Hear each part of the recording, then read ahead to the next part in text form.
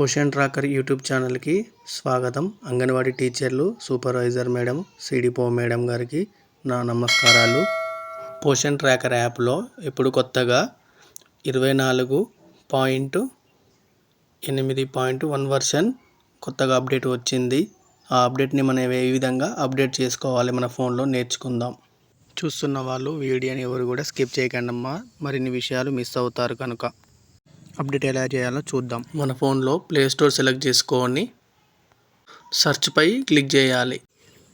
Poshan tracker అని మనం ఇక్కడ టైప్ చేసుకోవాలి. తర్వాత అప్డేట్ అని వచ్చింది కదమ్మా, క్లిక్ చేయాలి. ఇప్పుడు ఓపెన్.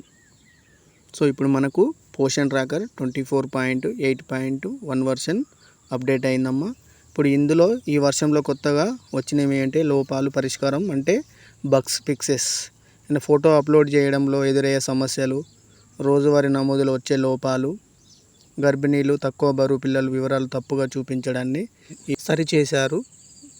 పర్ఫార్మెన్స్ ఇంప్రూవ్మెంట్ అంటే మెరుగైన పనితీరు, అతి తక్కువ నెట్వర్క్ స్పీడ్లోను డేటా సింక్ వేగంగా జరుగుతుంది, యాప్ ఓపెన్ కాకపోవడం త్వరగా జరుగుతుంది, డాష్బోర్డ్ లోడ్ పెరుగుతుంది, భద్రత పెరుగుదల సెక్యూరిటీ ఎన్హాన్స్మెంట్ అంటే మన యూజర్ డేటా అంతా గోప్యంగా సురక్షితంగా ఉంటుంది, నోటిఫికేషన్ సిస్టమ్ పెరుగుదల, యూజర్ల నోటిఫికేషన్ సరిగా రావడం, మిస్ అయిన ఫీల్డ్ కోసం రిమైండర్లు, వివరాలు నమోదు ప్రక్రియ సులభతరం చేశారు, పిల్లల వృద్ధి గ్రోత్ మానిటరింగ్ నమోదు ప్రక్రియ సులభతరం, తల్లులు గర్భిణీలు పూర్తి సమాచారం నమోదు, కొత్త రకాల ఆరోగ్య సూచికలు చేర్చారు.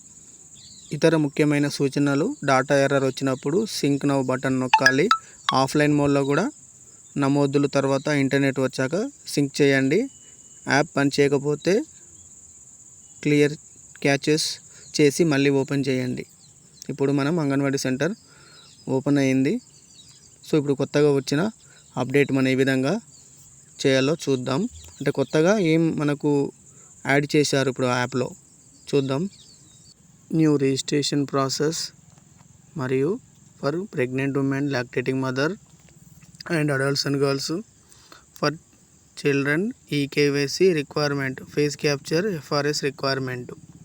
మనకి ఇంతకు ముందుకు పోషన్ ట్రాకర్ యాప్లో మొదటగా బెనిఫిషరీ రిజిస్ట్రేషన్ ప్రాసెస్ ఉండేది. రిజిస్ట్రేషన్ ప్రాసెస్ తర్వాత ఈకేవైసీ ఫోటో క్యాప్చర్ ఉండేది కదమ్మా. ఇప్పుడు మనము పిల్లలు, టీహెచ్ఆర్ పిల్లలైనా ప్రీ స్కూల్ పిల్లలైనా రిజిస్ట్రేషన్ చేయాలంటే first parents, mother, father, Guardian ఎవరిదైనా ఈకేవైసీ అదేవిధంగా ఎఫ్ఆర్ఎస్ కంప్లీట్ అయితేనే మనకు రిజిస్ట్రేషన్ చేసుకోవడానికి వస్తుంది. అంటే మనకు ఈకేవైసీ ఎఫ్ఆర్ఎస్ కంప్లీట్ అయిన తర్వాతనే మనం రిజిస్ట్రేషన్ పిల్లవాళ్ళ నేము, డేట్ ఆఫ్ బర్త్ అవన్నీ ఎంటర్ చేయడానికి వస్తుంది.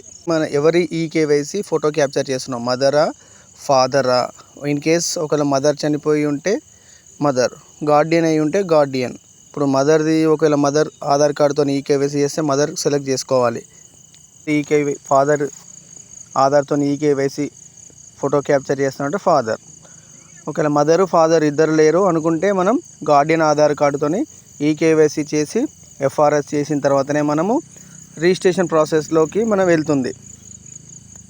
మనం ఇందులో సెలెక్ట్ వన్ ఏదైనా ఒక ఆప్షన్ ఎంచుకొని టీహెచ్ఆర్ పిల్లల్ని రిజిస్ట్రేషన్ చేసేటప్పుడు మనం ఎవరిదైనా ఒకటి సెలెక్ట్ చేసుకోవాలి.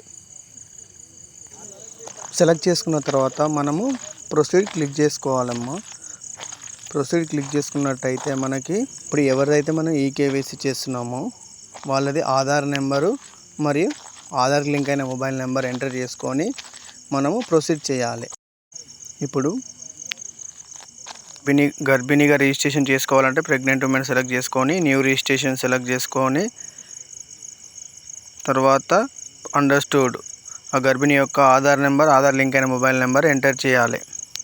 బాలింత రిజిస్ట్రేషన్ కూడా సెలెక్ట్ చేసుకోవాలి. న్యూ రిజిస్ట్రేషన్ సెలెక్ట్ చేసుకున్న తర్వాత అండర్స్టూడ్, ఒకవేళ సింగిల్ బర్త్ అయితే సింగిల్, ట్విన్స్ అయితే ట్విన్స్, ముగ్గురు పిల్లలు అయితే ముగ్గురు, ఎవరైతే వాళ్ళని సెలెక్ట్ చేసుకోవాలి. ఆధార్ నెంబర్ మరియు మొబైల్ నెంబర్, ఆధార్కు లింక్ అయిన మొబైల్ నెంబర్ని ఎంటర్ చేయాలి.